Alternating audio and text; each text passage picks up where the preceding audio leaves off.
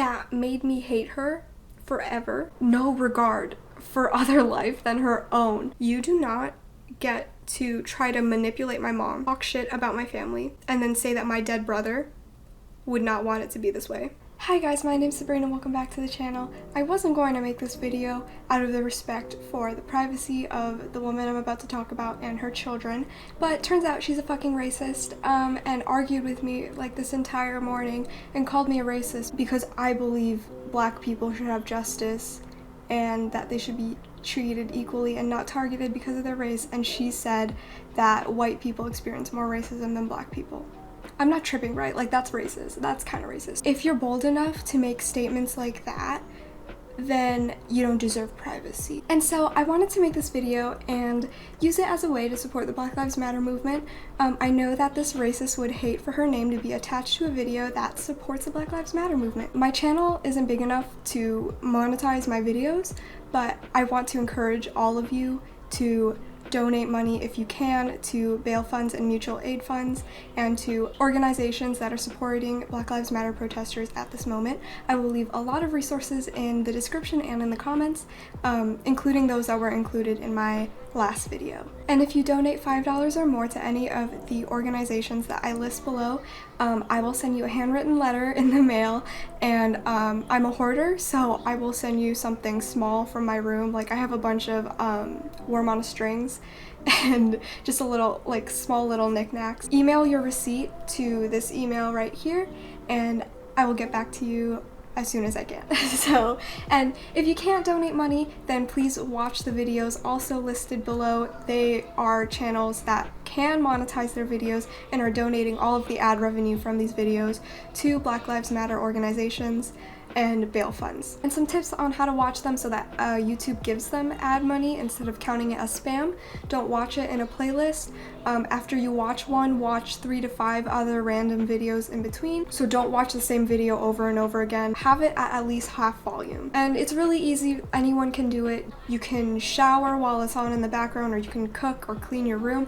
It's really easy. I even have one playing right now while I'm recording. George Floyd is finally getting justice, but that doesn't mean it's the same for every other single black person that has been murdered because of police brutality. We still need justice for Breonna Taylor and so many other people, so please sign petitions as well. I have a platform and it's not big, but I really want to influence at least some people. If you do, I love you. Thank you so much for being on the right side of history and being empathetic and fighting for human rights. Every person in every country deserves to feel safe and deserves to not be afraid of authority figures just because of the color of their skin. Okay, story time. So, this all happened in the beginning of 2019 before my boyfriend moved in. I think it was about like end of January, beginning of February, something like that. We're going to call this woman Karen because everyone hates Karens, and Karen was having trouble paying her rent and keeping her place because she didn't have a job, she was divorced, she had 2 baby daddies, and she had 3 kids, including 1 2-year-old. Her ex-husband was paying child support, and that supported her family to like rent their place, right? She wanted to make money driving for Uber, so she bought a car, and that upset baby daddy number 1. He stopped paying child support. Because he stopped giving her child support and paying for her rent, she couldn't afford it and they got evicted. My mom and her are close friends because my brother, who is dead, my brother passed away a while ago, but my brother and one of her sons, her eldest son, were friends. And like, I don't want to go in to a lot of detail about how or why my brother passed away, but that's just like important to this overall story because him being friends with her son is kind of like important. And I was really excited at first because I thought, oh, like her kids are kind of struggling. They grew up with divorced parents, their home life isn't really stable. She even like moved across the country so she could date her second baby daddy and have a baby with him. They were having a really rough life, so I was like, oh, maybe like me and my family could be good influences on them. One thing I could contribute is like teaching them how to do stuff or like tutoring them on like math. So one of the sons moved into my sister's room and she had to sleep with my parents for, I think they were with us for like 3 to 4 months, I don't really remember. And another son moved into the guest room. She and her 2-year-old son moved into the loft, like they just slept there. And they also had a cat who didn't get along with other cats, and we knew this, but I was trying really hard to slowly introduce them so that eventually they could get along and both of them could roam around the house. My cat was totally fine. She like actually loves being around other cats. She's very motherly. I think she had kittens before we adopted her, and their cat is very hostile. Every time she saw my cat, she would hiss. Karen's cat had to stay in their room because she couldn't get along with my cat. Sometimes we would let her go around the house.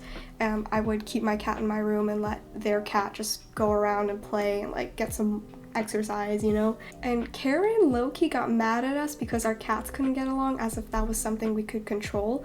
Like, I spent weeks trying to introduce them to each other, but it just wasn't working. Like, it's not your fault that your cat is also racist, so.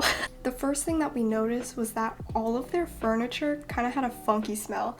It smelled like pee and just like dirt and grime. So every time you walked into the loft, it smelled like pee. And all of us were just like, what the heck? What is that? I'm the eldest daughter of my family. I grew up raising my 2 younger siblings. Like, I know how it is. It gets real messy. Little did we know this would just be a pattern of uncleanliness. I had to share a bathroom with them, and like, it was fine at first. I didn't mind it at all. I just moved all my makeup and stuff into my room and started doing my shit in here. It was like fine. I wasn't mad about it. But then I walked into the bathroom because I needed to pee, and there was poop in the toilet. Like, someone didn't flush their poop.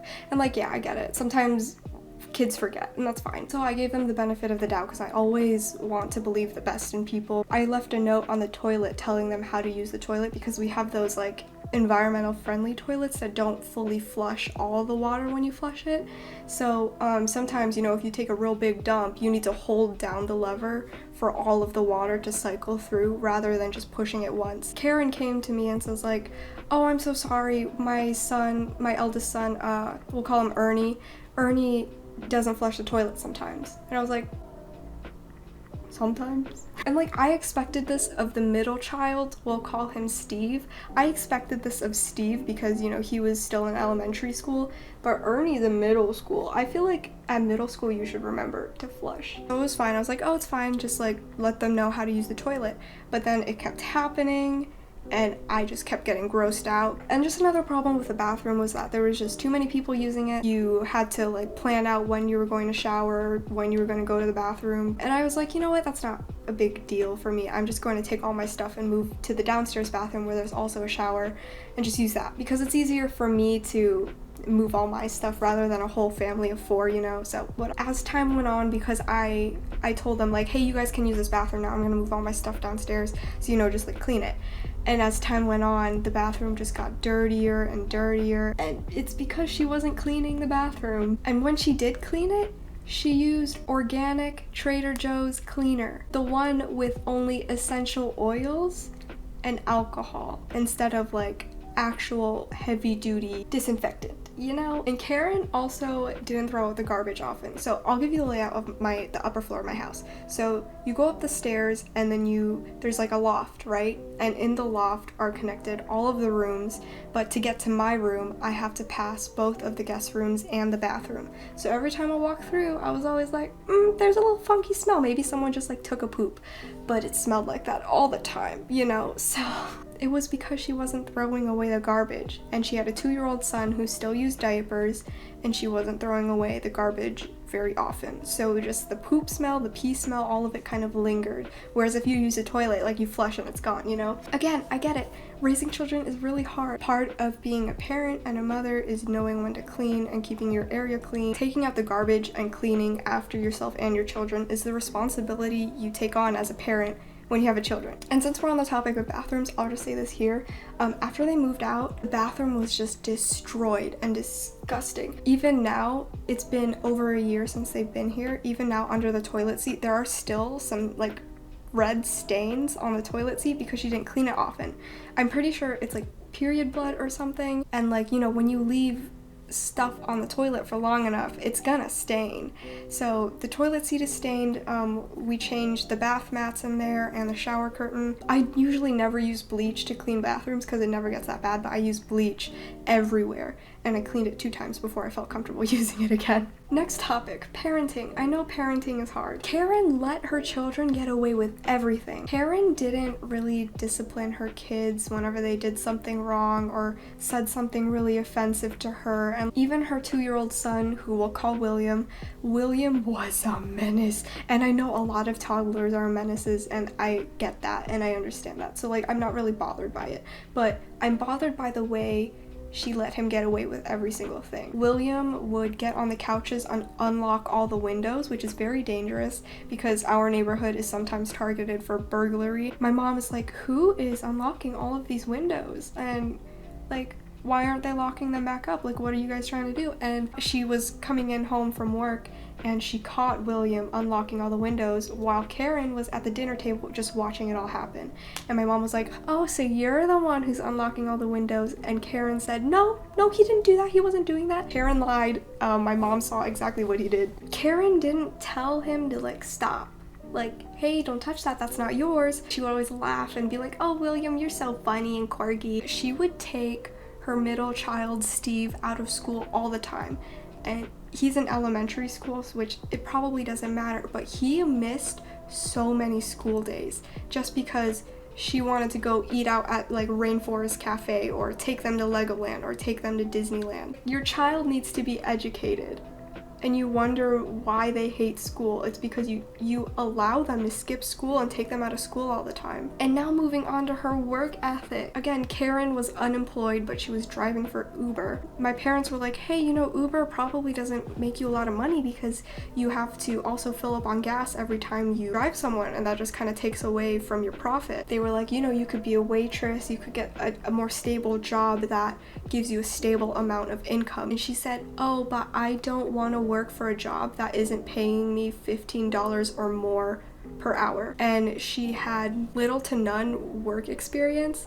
She didn't have a college degree, and it's really hard to find a job that pays that much where you don't have to do hard work. In the first few months of living with us, Karen did not pay rent at all. Rent wasn't even that much because she was homeless. We wanted her to save money so that she could afford an apartment for her family. I don't know how much it was, but when my boyfriend moved in a couple months after she moved in, he paid $300 a month for rent just for himself.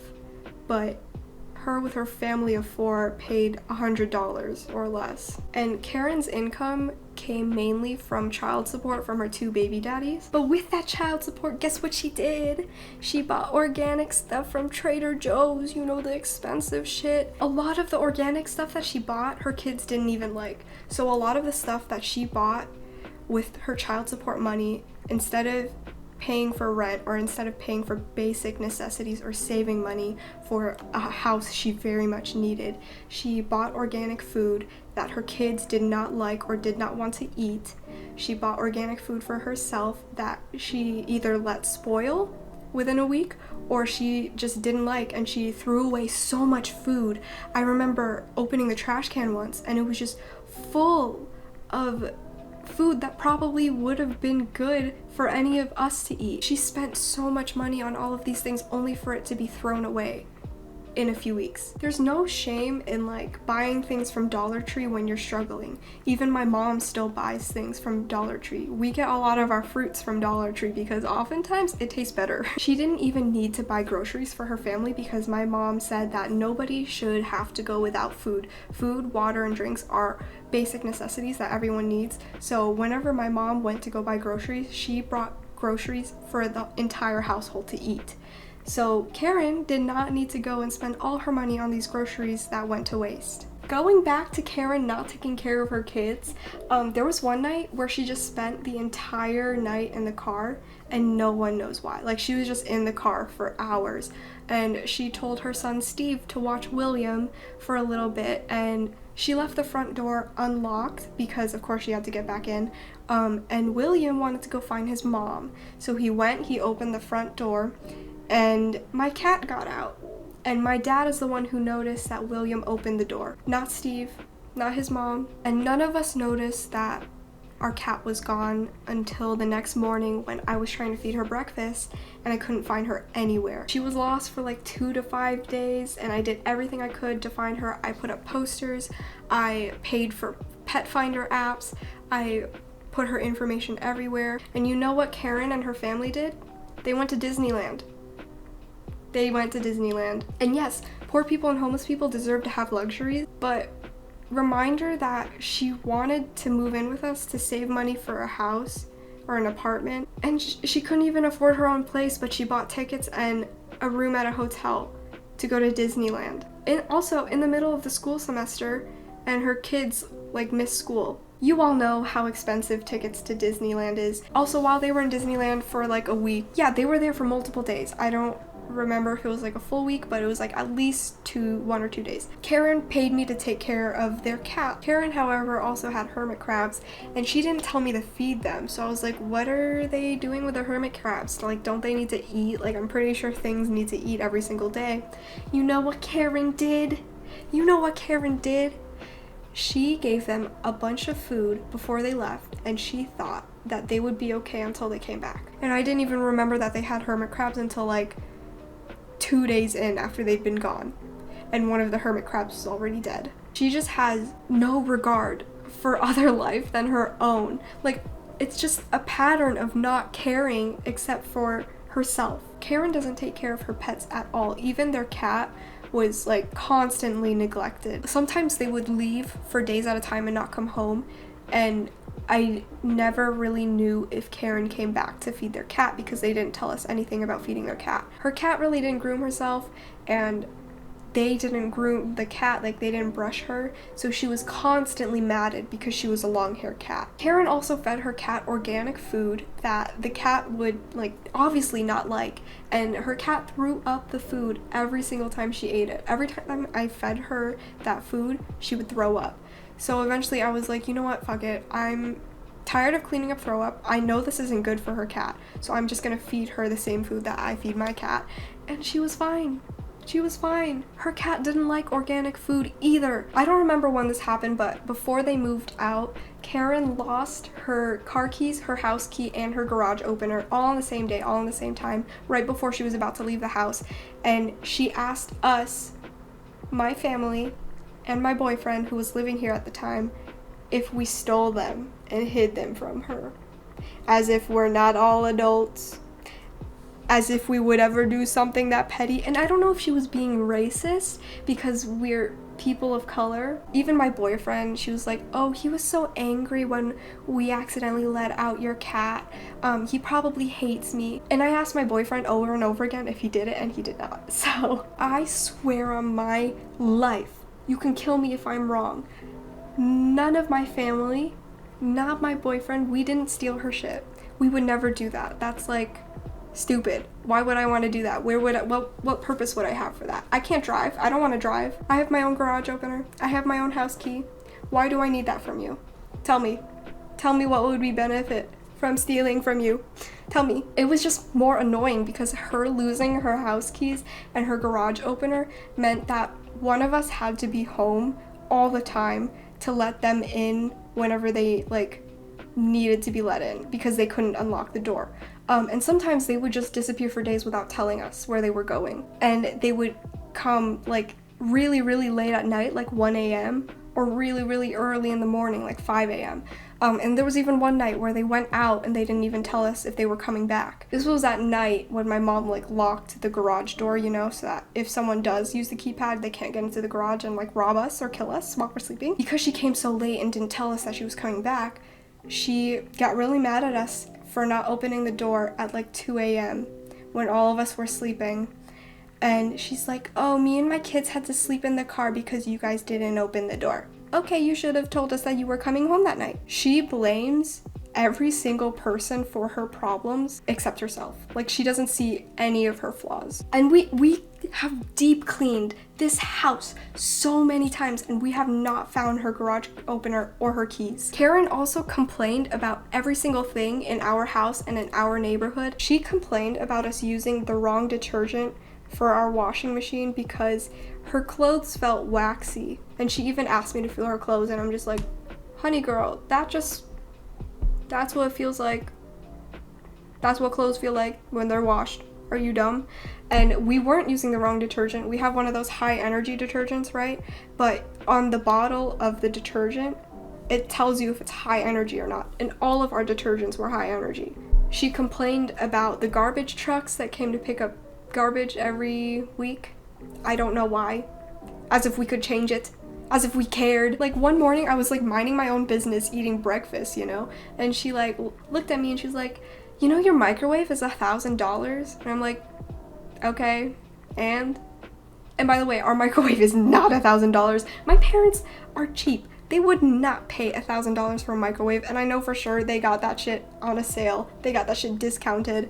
And I googled other similar microwaves, and they were like $130. So I don't even know why she brought it up. Maybe she was like jealous that we could afford all of these things, and she was homeless and was struggling to just like support herself. But like, keep in mind, she didn't even want to work at a fast food restaurant. She didn't want to get any kind of job that wasn't paying her $15 or more, which the minimum wage is not even that much. One time I was also in the kitchen and Karen and my mom were just talking, and Karen joked about abandoning her kids. She said, sometimes I think about just dropping everything, getting in my car, and running away.